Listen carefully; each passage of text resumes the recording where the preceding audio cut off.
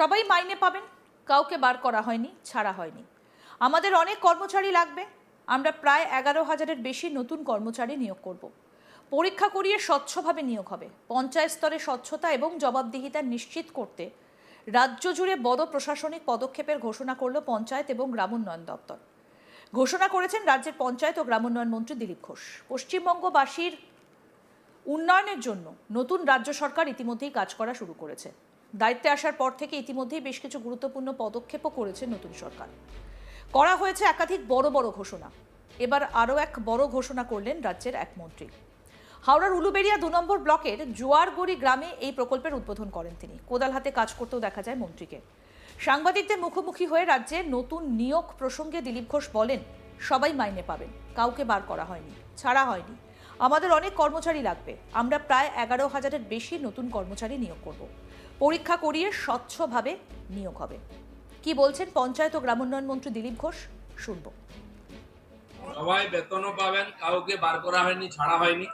আমাদের অনেক কর্মচারী লাগবে, আমরা প্রায় 11,000-এর বেশি নতুন কর্মচারী রিক্রুটমেন্ট করব। তার জন্য ফাইন্যান্সে ফাইল পাঠিয়েছে, হলেই পরীক্ষা দিয়ে স্বচ্ছভাবে নিয়োগ হবে, যাতে সুচারুরূপে আমাদের পঞ্চায়েতের কাজ চলে।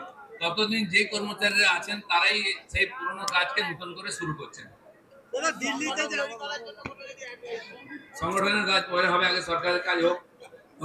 দাদা, দিল্লিতে যে দুজন সাংসদ যোগাযোগ করছে, এনডিএতে শরীক হবে বলছে। না, ওরা যোগাযোগ করছেন। অনেক লোক টিএমসি থেকে বেরিয়ে যেতে চাইছেন, পরিবারবাদ থেকে তারা আলাদা করে পার্টি করে। তারা যদি মনে করেন এনডিএর সঙ্গে আসবেন, সেটা আমাদের যারা নেতারা তারা ঠিক করবেন, নেবেন কিনা। সবাই বেতনও পাবেন, কাউকে। তিনি আরো বলেন, জুলাই মাস থেকেই জিরামুজি প্রকল্পে 125 দিনের কাজ শুরু হবে। শোনাই কি বললেন দিলীপ ঘোষ এই বিষয়ে। বন্ধ ছিল, গরিব মানুষকে বঞ্চিত করা হচ্ছিল।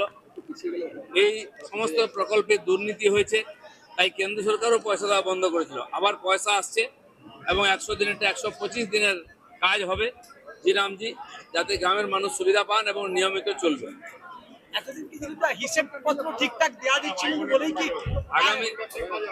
আগামী দিনে সব হিসাব ঠিক হবে। মাননীয় প্রধানমন্ত্রী বলে গেছেন, সবকা সাথ, সবকা বিকাশ, সবকা প্রয়াস, এবার সবকা হিসাব শুরু হয়ে গেছে। দেখতে পাচ্ছেন যে পুলিশকে দৌড় করে মারা হতো, সেই পুলিশ কোমরে দড়ি বেঁধে নিয়ে যাচ্ছে। মানুষ ডিম সিদ্ধ না করে কাঁচা ডিম খাওয়াচ্ছে নেতাদেরকে। যারা লুটপাট করেছে, ভয় দেখিয়েছে, তাদের হিসাব হয়ে গেছে। সেটা করবে পুলিশ সরকার। আপনারা সরকারের সঙ্গে থাকুন, নিয়ম মেনে থাকুন, আমরা সব স্বপ্ন সফল করব। দাদা, আগে সরকার বারবার অভিযোগ করতো যে তাদের টাকা আটকে রাখা হয়েছে। টাকা এই জন্য আটকানো হয়েছিল, হাজার হাজার কোটি টাকা লুট হয়ে গেছে। নেতাদের বাড়ি, পঞ্চায়েতের প্রধানের বাড়ি, পঞ্চায়েত সদস্যর 3 তলা বাড়ি, আগের পুরনো মাটির বাড়ি রয়ে গেছে, আর 5 বছরের 3 তলা বাড়ি হয়ে গেছে। টাকা কোথা থেকে এসছে? অথচ যারা পাওয়ার কথা আবাস যোজনার বাড়ি, তারা পাননি। সেই জন্য প্রায় 30 লক্ষ নতুন লোককে আমরা এই আবাস যোজনা, শৌচালয়ের সুবিধা, 125 দিনের কাজের সঙ্গে যুক্ত করব, যারা একদিন পাননি। এর আগে রবিবার উত্তর 24 পরগনার হাবড়ায় একটা অনুষ্ঠানে উপস্থিত হয়ে দিলীপ ঘোষ বলেন, বিগত তৃণমূল সরকার অশোক স্তম্ভ তুলে দিয়েছিল, তার জায়গায় বিশ্ব বাংলার লোগো লাগিয়ে দিয়েছিল। গোলের মধ্যে একটা বনবন করে ঘুরতো। পশ্চিমবঙ্গ কি ভারতের বাইরে নাকি? এটা কি বাংলাদেশ হয়ে গেছে নাকি? বিগত তৃণমূল সরকারের উদ্দেশ্য ছিল জাতীয় সঙ্গীতের বদলে সোনার বাংলা গাওয়া হবে, জয় বাংলা স্লোগান হবে। ভোটের সময় বাংলাদেশ থেকে নায়ক নায়িকারা এসে প্রচার করেছেন। দিলীপ ঘোষের আরও সংযোজন, ভোটের আগে এসআইআরে 91 লক্ষ মানুষের নাম বাদ গিয়েছে। তৃণমূল নেতাদের নির্দেশে বিএলওরা এই কাজ করেছেন। আপনারা ডকুমেন্টস দিয়েছেন, কিন্তু বিএলওরা সেই ডকুমেন্ট জমা দেয়নি, তাই আপনাদের নাম বাদ গিয়েছে। আমরা বলছি, কেউ বাদ যাবেন না। যাদের নাম বাদ গিয়েছে তাদের নাম আবার যুক্ত করা হবে। সবাই এখানে থাকবেন। কি বলছেন দিলীপ ঘোষ, আসুন শোনাই।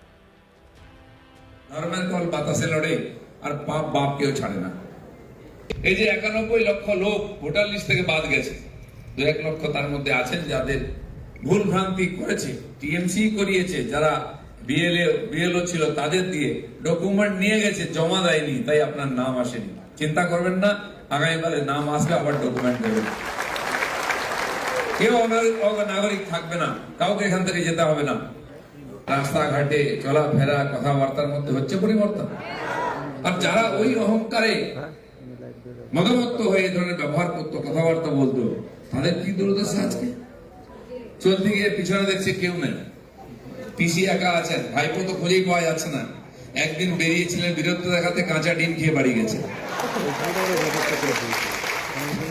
আমার হাতে প্রাণী সম্পদ উন্নয়নের দায়িত্ব আছে। হরিণঘাটা একটা প্রাণী সম্পদ বিকাশের মধ্যে পড়ে, ডিম বিক্রি করি আমরা। আমি ভাবছি ডিমের এত ডিমান্ড বেড়ে গেছে কেন হঠাৎ? পচা নেই, ভালো ডিম, পচাবার সময় কোথায়? আনছে আর মারছে দামার দম। আজকে মদন বাবু কাঁচা ডিম খেয়েছে। তো একদিন আমরা জানতাম 21শে জুলাই যখন ব্রিগেডে সভা হতো ধর্মতলাতে টিএমসির, তখন ডিম ভাত হতো, হতো কিনা? কিন্তু ডিম সিদ্ধ করে রান্না করার সুযোগ নেই, কাঁচাতেই খেয়ে নিচ্ছে।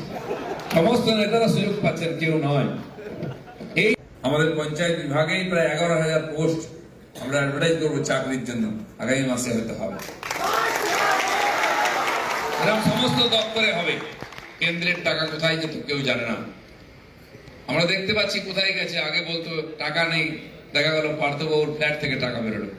এখন তো পাট ক্ষেতের ভেতর থেকেও টাকা বেরোচ্ছে। টাকা নেই এটা বলা যাবে না, আছে, খুঁজে বার করতে হবে, খোঁজার চেষ্টা চলছে। আর নেতারা পুলিশকে তাড়া করতো, পুলিশ কখনো আলমারির পেছনে লুকোতো, টেবিলের নিচে লুকোতো। পুলিশের তাড়াকে খাটের তলার থেকে বেরোচ্ছে, আজকে দেখবেন কাপড়ের গালার তলার থেকে বেরোচ্ছে। এটাই সময়ের ফের খেলা, সব হয়। প্রথম দিনেই 28 লক্ষের বেশি মহিলাদের নামে অন্নপূর্ণা যোজনার টাকা পৌঁছে গেছে একবার সুইচ টিপে। বাকিরাও পাবেন। হ্যাঁ, মাস্টার মশাই স্ত্রী তিনি 1500 টাকা পান, বিউটি পার্লারে যান, এটা হবে না। পান খাওয়ার জন্য পান, বেড়াতে যান, এটা হবে না।